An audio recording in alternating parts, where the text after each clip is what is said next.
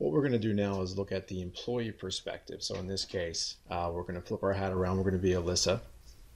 We can see that she's received a notification that her new hire paperwork is now available. To get started, she's just going to simply click on this link. What Alyssa will be able to do at first is just some initial verification, just about who she is. And you can see right away, we do have that special welcome message that was added by her employer when they initially set her up with a new hire paperwork. So if we come in as Alyssa, oops, make sure I get the right email address here. We're just going to verify our email address.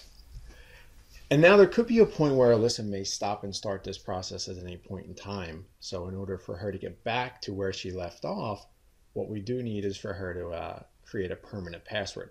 The good news is if Alyssa becomes a Hub employee moving forward, this will be her password for Hub as well. And I'm going to keep mine very simple just for demonstration purposes. You can also see the cell phone number can be included here for the employee as well. They don't have to put their cell phone number in, but again, if they forget their password that they just entered here, we can do the text message notification to them. Once I now get past the initial verification steps, I am going to be led through 4 steps here in order to complete my new hire paperwork. What I will also see is I will receive an email notification. Let me pull this over my screen right now. Is once I completed that verification as the employee, I get another email notification letting me know that, hey, you set your permanent password. If you do, if you don't complete your new hire paperwork right now, that's fine.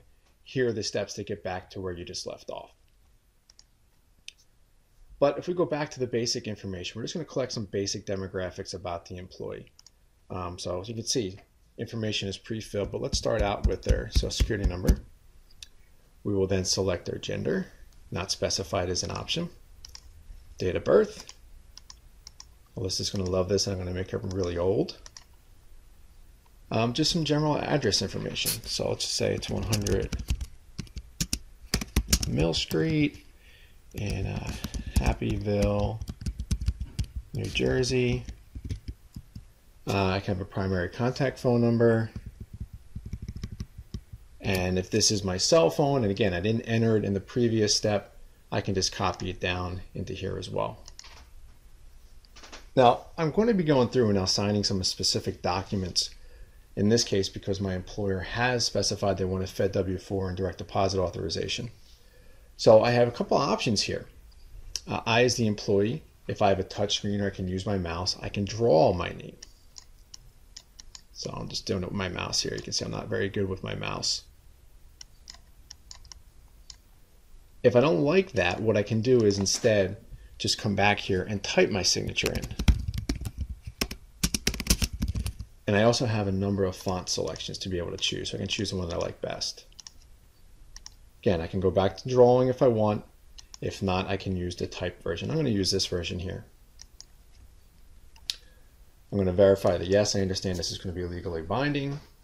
And now what the onboarding solution is doing is it's now saving their signature on file. My next step is to complete the Fed W-4. You can see just some of the simple questions that I need to answer on the Fed W-4. I have options on the right here if I want to view the actual form itself. I can simply click on that and view the actual Fed W-4. If I want to use the IRS withholding calculator to determine what my withholding allowances should be, I can easily click here and use the withholding calculator. So I'm going to go through and I say I need 3 allowances. I'm not going to worry about any additional dollars amount withheld. And now I can see here's my signature that I created a step before. So once I save and continue, I'm going to apply my signature.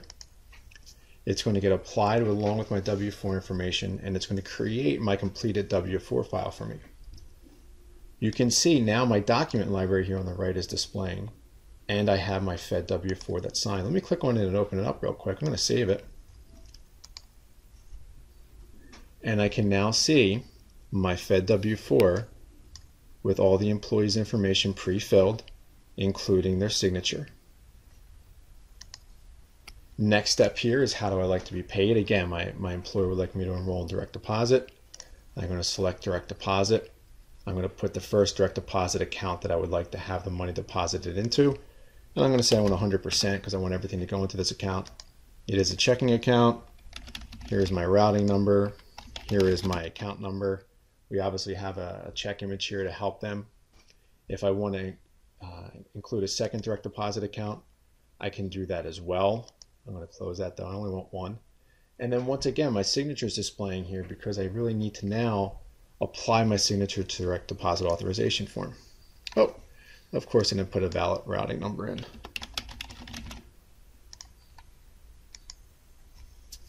Now, as I'm saving my direct deposit information, that form is now being generated. So I can see now, again, I'm in the basic version of the onboarding process, so I can do my W-4, I can do my direct deposit. I'm at a review step now. My document library now has 2 documents because I have the W-4 and I have the signed direct deposit authorization. I can simply download all if I'd like to download both of these as a zip file. And I can see, here they are. My W-4 we looked at before. Here is my direct deposit authorization form. All the information filled out, including my signature on it as well. I have a quick review step. I'm going to authorize my new hire paperwork. That is now complete. My job is done as the employee, and my employer will now receive a notification that my new hire paperwork is complete.